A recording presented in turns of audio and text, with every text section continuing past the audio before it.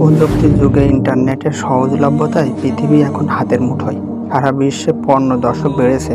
অনেকে আবার পর্ন দেখাকে এমন পর্যায়ে নিয়ে যায় যা নেশায় আসক্তিতে পরিণত হয়। কিন্তু পর্ন দেখা যদি আসক্তিতে পরিণত হয়, এর ফলে আপনার আচরণগত পরিবর্তন হতে পারে। যুক্তরাজ্যের খ্যাতিনামা কেমব্রিজ বিশ্ববিদ্যালয় নিউরোসাইট্রিক পর্ন দেখার দর্শকের মধ্যে পরিবর্তনগুলো একটি গবেষণায় প্রতিবেদন স্থাপন করেন। এই প্রতিবেদনে বলা হয়, পর্ন দেখলে প্রথমেই তার প্রভাব পড়ে দর্শকের মস্তিষ্কে। অতিরিক্ত পর্ন দেখা আসক্তির পর্যায়ে চলে যায়, যা মাদকাসক্তির চেয়েও কোনো অংশে কম নয়। নিয়মিত ও অতিরিক্ত মাত্রায় পর্ন দেখলে ধীরে ধীরে আপনার একাধিক অভ্যাস পরিবর্তন হতে পারে। একটা সময় হ্যালুসিনেশনের মাত্রা বেড়ে যায়, এতে মস্তিষ্কের গ্রহণ ক্ষমতা কমে যেতে পারে। এছাড়া সঙ্গীর সঙ্গে দূরত্ব, স্মৃতিশক্তির সমস্যা সহ বিভিন্ন ধরনের শারীরিক ক্ষতি হতে পারে। পর্ন দেখার কারণে আপনার শরীরে কি কি পরিবর্তন ঘটে আপনি জানেন কি? আসুন জেনে নিই পর্ন দেখলে যেসব শরীরের শারীরিক ক্ষতি হয়। নাম্বার 1, পর্নে অনেক কিছু অতিরিক্ত দেখানো হয়, বাস্তবতার সঙ্গে যার মিল নেই। অতিরিক্ত পর্ন দেখলে আপনিও আপনার সঙ্গীকে অন্যভাবে কল্পনা করতে শুরু করবেন। সেক্ষেত্রে আপনার সঙ্গীর সঙ্গে আপনার দূরত্ব তৈরি হবে। নাম্বার 2, পর্ন দেখার প্রবণতা আপনার স্মৃতিশক্তির উপর খুবই নেতিবাচক প্রভাব ফেলে। ফলে অনেক কিছুই আপনি খুব সহজে ভুলে যেতে শুরু করবেন।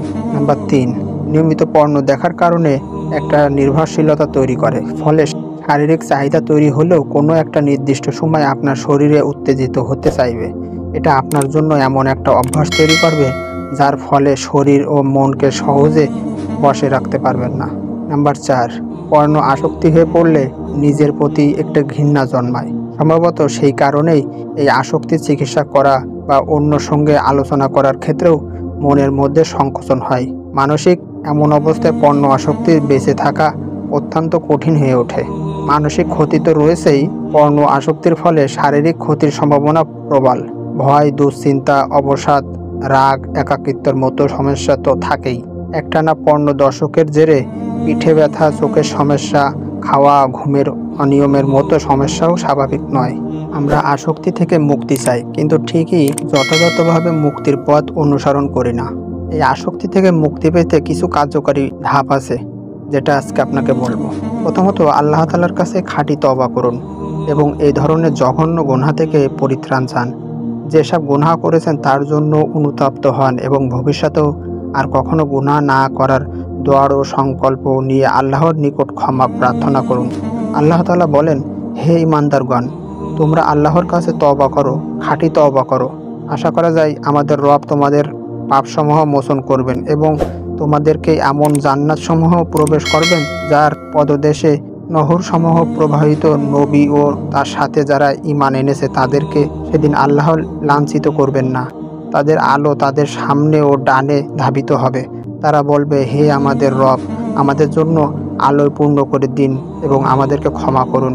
স্মার্টফোনে সোশ্যাল মিডিয়া ব্যবহার সম্পূর্ণভাবে বন্ধ করার চেষ্টা করুন। যদিও এই জিনিসটা করা কঠিন, তবে আমাদের চেষ্টা লাগবে সর্বোচ্চ। আমরা জানি ফেসবুক, ইউটিউব সহ সোশ্যাল মিডিয়াগুলোতে বিভিন্ন সফটওয়্যার বিশেষ আর্টিফিশিয়াল ইন্টেলিজেন্স অ্যালগোরিদম ব্যবহার করে থাকে যেন আপনার পছন্দের জিনিসগুলো আপনার কাছে বেশি দেখায়। অর্থাৎ আপনি যেমন জিনিস দেখবেন, এই সোশ্যাল মিডিয়াগুলো আপনার সামনে সেই ধরনের জিনিস দেখাবে। তাই আপনার প্রথম কাজ হবে আপনি যেসব পেজ বা চ্যানেল ফলো করেছেন সেইগুলো সব আনফলো ও আনলক করা। আপনার ফলো, সাবস্ক্রাইবার করা সকল পেজের আনফলো করুন। এর পরিবর্তে ইসলামিক বিভিন্ন পেজ, স্কলারদের ফলো, লাইক করুন।